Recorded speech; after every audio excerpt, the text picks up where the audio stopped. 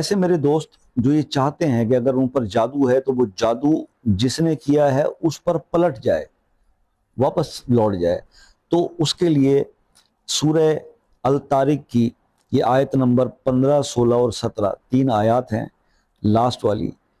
तो ये 15, 16 और 17 आयत, इसका आपने अमल करना है।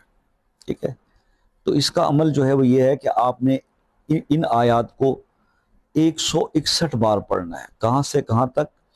ये आपने पढ़ना है, इन्नहुम यकीदून कैदम व अकीदु कैदा फमहिलिल काफिरीन अमहिलहुम रवैदा, यहाँ तक।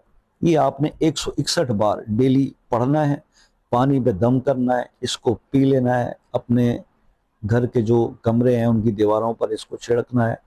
अगर आप समझते हो कि आपकी दुकान पे मसाइल हैं या वो हैं तो उसी पानी में से थोड़ा सा ले लें